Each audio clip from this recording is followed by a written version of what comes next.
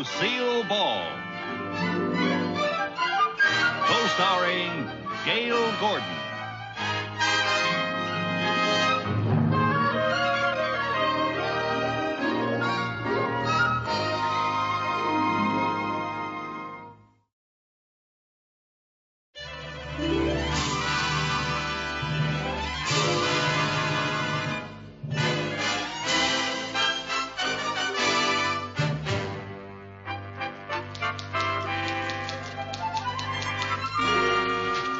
Carmichael? Yes, sir? These reports have to be typed and these filed right away. But, Mr. Mooney, it's 6:30 already. Well, thank you, Mrs. Carmichael. I still know how to tell the time. But all this work will take me at least 2 hours. Will I get paid time and a half for overtime? No, you won't get paid anything. But that's not fair. I'll be working later than anybody else. You got here later than anybody else. I had a good excuse for being late this morning. Good, yes. Believable, no. I'm sorry, Mr. Mooney, for being late, but the smog was so thick I couldn't find the bus. I couldn't. No, get to work, please. Yes, sir. Working overtime for no money. Nobody appreciates anything around here. Oh, yes, they do. Only this morning I called our president, Mr. Cheever, and I told him that my chair was worn out, and he told me that I would get a new chair. Yes, indeed. They reward people around here who use their heads. Then how come your chair wore out in the seat?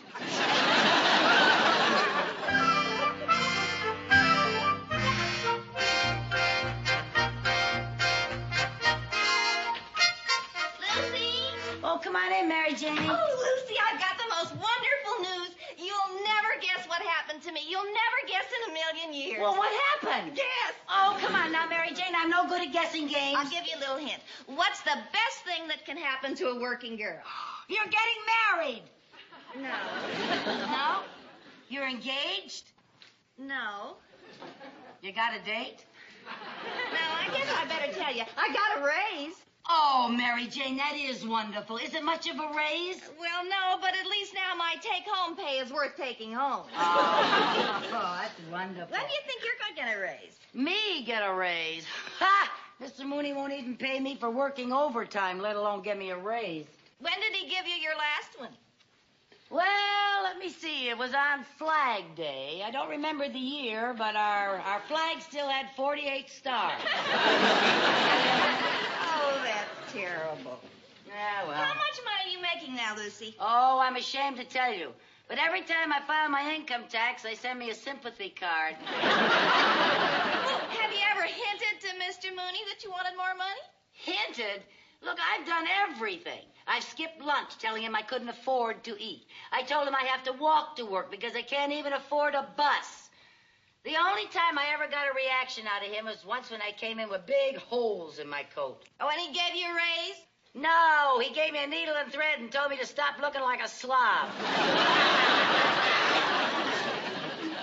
Oh, darn it, I always forget that this plant is artificial. I just don't understand it, Mary Jane. Seems to me that everybody in that bank has gotten a raise except me. Well, I just think you're using the wrong approach. Well, what is the best way to get a raise?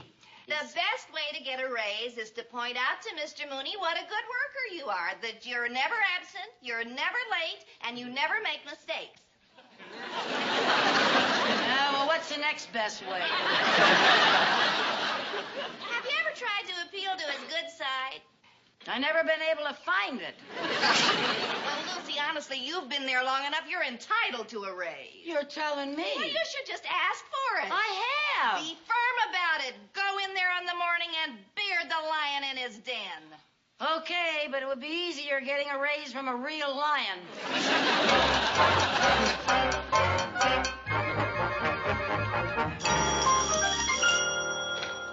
Mooney speaking. Oh, hello, Mr. Cheever. Yes, sir, the new chair arrived, sir. It's a beauty. I've just been admiring it, sir. Thank you very much, Mr. Cheever. Thank you. Whee! Whee!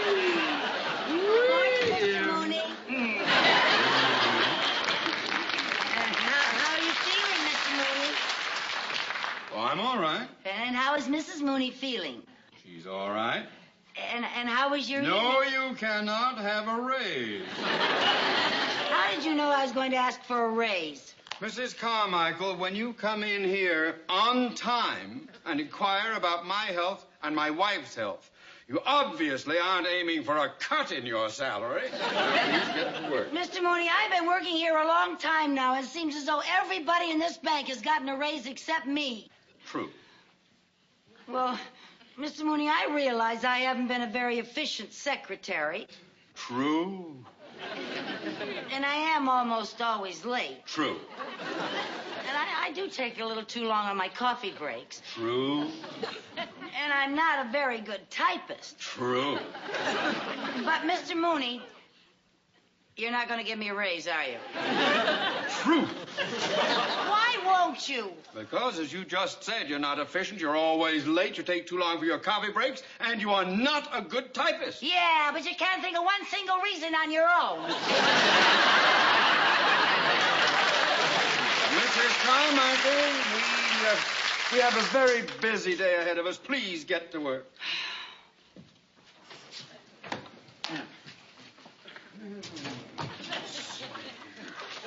Mr. Mooney. What now? I think you are taking a very unappreciative attitude after all I've done for this bank. Just what have you done for this bank? Well, in what condition was this bank before I came to work for it?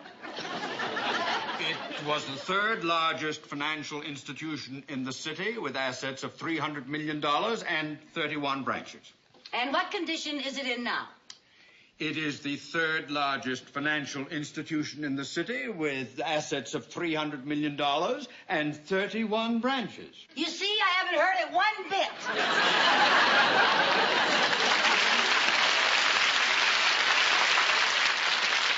Back.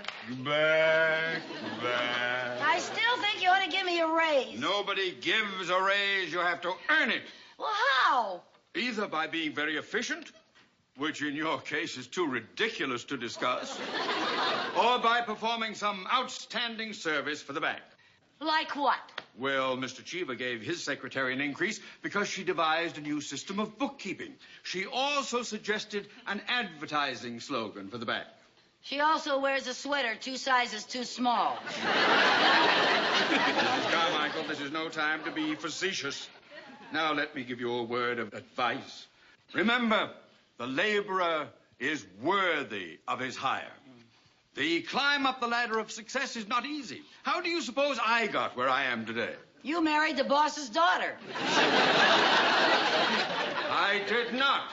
She was his niece. I work very hard to maintain my position here. I work extra hours. For example, today I am having lunch in my office, so I can be here for an appointment with an important client. To get ahead, you have to work. Now, you think about that, Mrs. Carmichael. Mr. Mooney. What? I'm going to take 10 more minutes on my coffee break and just think about that. You are impossible!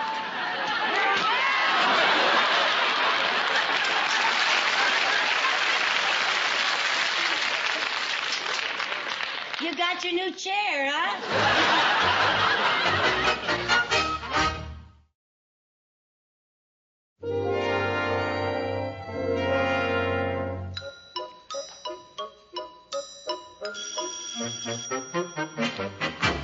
Mooney speaking.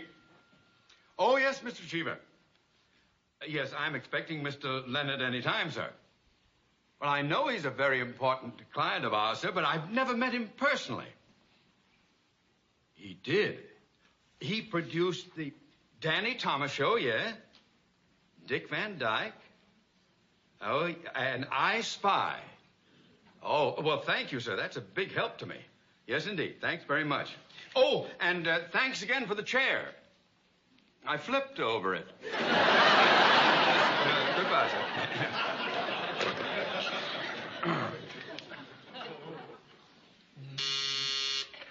Yes?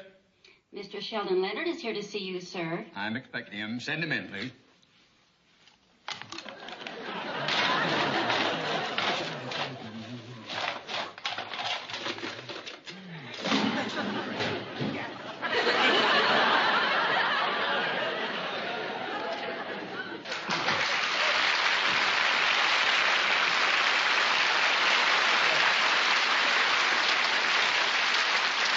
Mr. Leonard. My, it's so nice to see you, sir. Thank you. Have I interrupted your lunch? No. No, I had lunch hours ago, sir. Here, please. Mr. Leonard, won't you sit down, sir? There you are. Thank you. Make yourself comfortable. You know, Mr. Leonard, although we've never met, I feel that I've known you for years. I used to go to all those gangster movies you were in. I'm quite a fan of yours. Yes, I made a lot of those gangster movies. Yes. In fact, I still get bumped off 3 times a night on the Late Late Show. Well, you were so believable as a gangster. Maybe I was too believable. Every time I stepped out of the house, the cops arrested me. Well, now, surely you explained to them who you were. Well, yes, I did, but from force of habit, I'd say it like this. I'd say, all right, get your hands off of me, copper, or you'll wind up in a cement kimona. Well, it must have been quite a loss to your public when you gave up acting to become a producer and director. What public? No. I was one of those actors that people would see on the street and they'd say, hey, look, there goes, what's his name? The face was familiar, but they couldn't remember the name. Well, you have to expect that of people. From my own kids? Yeah. Twice the little finks turned me in for the reward. Well, I must say it was a lucky day for television when you gave up acting and became a producer. Oh, I don't know about that. Oh, yes, it was. It was indeed. Why, anyone who owns a television set today knows the name Sheldon Leonard. Except my kids. They still refer to me as what's his name. Well, I won't forget your name. No? No, sir. I love those television shows of yours. There's that Danny Thomas show, the Dick Van Dyke, I Spy. That is the most wonderful show. The way you have worked that around so that the... Why, Mr. Leonard, you're blushing. Am I embarrassing you? Well, yes. But please continue. You forgot Andy Griffith's show and Gomer Pyle. Andy Griffith and Gomer Pyle, yes. And I understand that you are currently creating a new series. Well, yes, that's right. We're shooting the pilot now. You're shooting the pilot? That's an expression in television. It means that we're making a test, a sample film, you know. In fact, that's why I'm here to see you. Oh? Yes, we have a scene in which there's a bank holdup. And I think it would be more realistic if we filmed it in an actual bank. So, with your permission, I'd like to film it here. Film it here? Yes. In this bank? Yes. Well, now, I'd like to oblige you, Mr. Leonard, but that would disrupt our entire day. Well, I don't intend doing it during your business hours. No, we'll film it at night after the bank is closed. Well, it's unprecedented and against all regulation. We're bonded and fully insured. Well, I'm afraid not. It's quite out of the question. The screen credit will read Technical Advisor Theodore Mooney. That's Theodore J. Mooney, and when do we start? We want to film it tomorrow night, but I'd like to come in tonight and rehearse the scene with my principal actors, if you don't mind. By all means. And don't you worry about anything going wrong, Mr. Mooney. I'll watch your money as if it were my own. Well, with all the shows you do, most of it is. That's a little joke. I just made that up. Right on the spur of the moment. Maybe you could use it in your it's not very funny. Is there anything else I can do for you, sir? Well, I would like to familiarize myself with the layout of the bank here. In the words of the trade, I'd like to case the joint. Oh, case the joint. By all means, help yourself. Make yourself at home. Oh, I tried to give you a key, Mr. Leonard. Yes. Yeah. Now, here's the key to the front door of the bank, so you can use that tonight. Ah, thank you. You're welcome. Thanks very much. A great pleasure meeting you.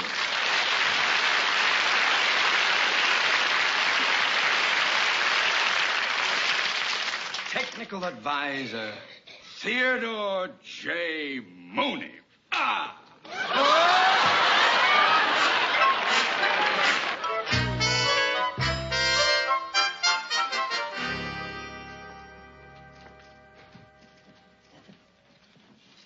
Uh-oh. The bank's kind of busy. Give me your check, Mary Jane. I'll have it cashed for you so you won't have to wait in line. Okay, thanks. Would you like the bills in any particular denomination? Well, I'd like it in tens, but it's only for $5. This'll only take a minute. Maggie, when you get a chance. What's the matter? Shh. What's the matter? Shh. The bank is going to be held up. Held up? How do you know? That man behind us is a gangster. A gangster? Yeah, look. No, don't look. I don't want him to get suspicious. Now you can look. Don't look so long. Lucy, how do you know he's a gangster? Shh, because I recognize his face. Just look at him. Don't look. Well, are you sure he's a gangster? Of course I'm sure. But he's probably one of the 10 most wanted crooks in the whole country. Doesn't he look like a crook to you? Don't look. You know something? I think I saw his picture in the post office. Boy, he's got a criminal face if I ever saw one. With those beady eyes, that thin, cruel lips, and that low-slung forehead. And look at that receding chin. He hasn't got a receding chin. Shh. He probably had a chin job. We better call the police. Hey, we can't call the police. He hasn't done anything yet. I'm going over and see if I can hear what he's saying.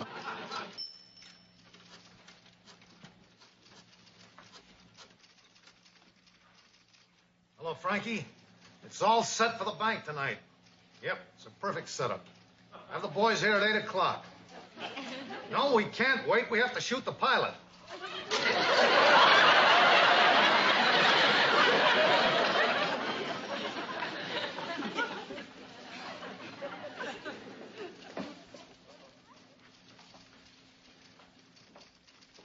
I was right. He is going to rob the bank tonight. Not only that, he's going to make his escape in a stolen airplane. How do you know? He just said he was going to shoot the pilot. Let's call the police. No, now, wait a minute. We don't have any evidence. Well, you said he was going to rob the bank tonight. Yeah. And I'm going to be right here when he does. Lucy, you're crazy. No, I'm not.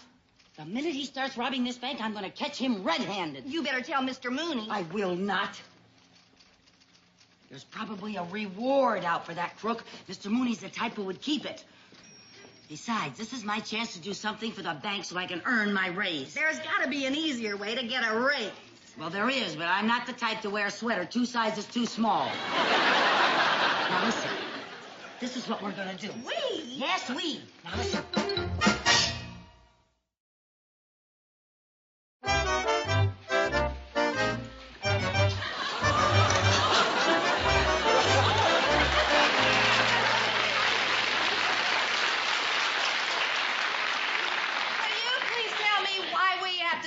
Like trick-or-treats. I already told you, so they'll think we're scrub women and not kill us. Well, I hope not. I wouldn't want to get caught dead in this outfit. Never much. Hey, Charlie, you wait for the car. Go.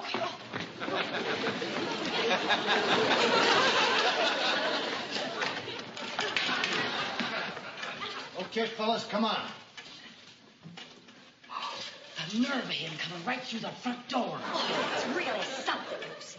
Shh, don't talk. Listen. Don't talk. Well, you're talking. Let's not talk about not talking. Shh. This is really a setup. It's a perfect setup. Yeah. There's a good place for us to line up people up when we start shooting.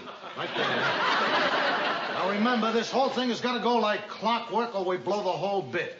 Now, Louie, you go back of the cashier's cage and scoop up all the money, right? Go. You get ready to unpack the nitro so you can blow the vault. All right? You stay at the door. Keep an eye on the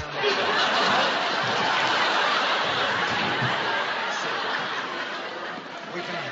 Louie. Hey, Louie. Now, where did he get to? What's the matter, boss? Louie disappeared. Go get him, will you? You bet. Now, I want you to remember that you got to keep an eye on this door all the time. You can shoot through here. You should shoot right through there. That's pretty good. Harry. Hey, Harry. Harry, Louie. Where did they get to? Everybody is disappearing here. Go find them, will you? Okay, I'll get him. Bring them on. I got to talk.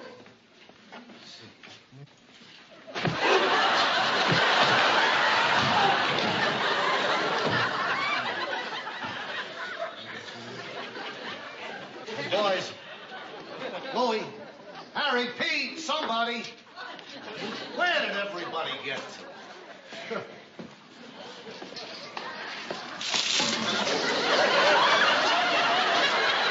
What are you doing? Oh, excuse me. I thought thought we was here alone. No, we wasn't here alone. Oh. Did you see some men go back there? Men? Yeah. If there was men back there, do you think we'd be out here? I'd better go see for myself.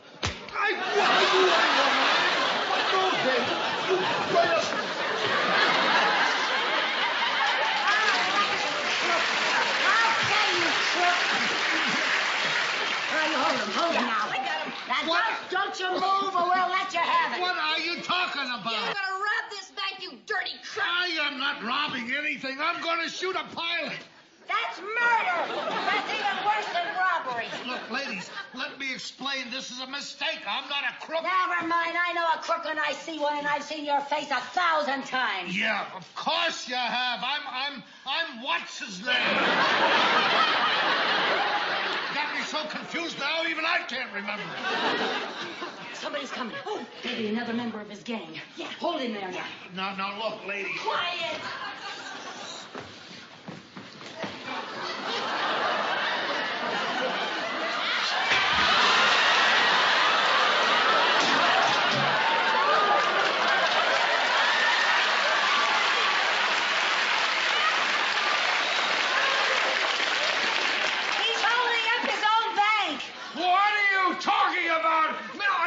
What's going on here? What's going on? Mr. Mooney, he was robbing your bank. Oh, he's not doing anything of He's the a kind. big crook, boy. Get your hands We up. got him. Come on, get your hands off here. You don't know what you're talking about. Oh, I don't know what you're talking He's about. got a whole bunch of men here. Oh, He was robbing the bank. Oh, You're making a big mistake. You're making a mistake.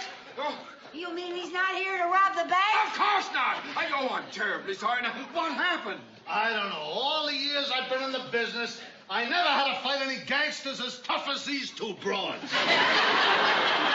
Oh, who are you? What are you doing here? I'm rehearsing a new television series here. A television series. Yes, he's the well-known actor-producer. Actor. Oh, of course. Oh, I should have recognized you. Why, well, whatchamacallhim? What's his name?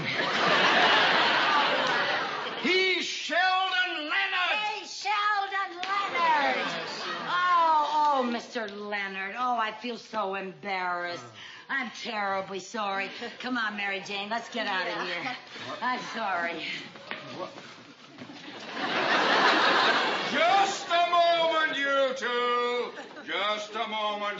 I want to know what's going on around here.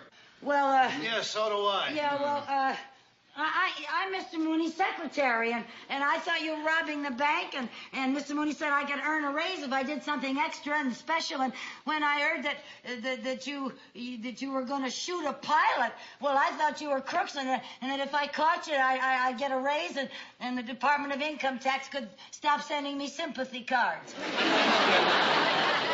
What's she say? I wouldn't know. I speak 7 languages, but not hers. I'm terribly sorry. Come on, Mary Jane. No, wait a minute. Come back here. Come here. What? You ever done any acting? Acting? Yeah. No, sir. Well, I suddenly got this idea for a new television series. You see, it would be about this kooky red-headed girl, you see, and she works in a bank, and she gets into all sorts of impossible situations, and forget it, nobody would ever believe it.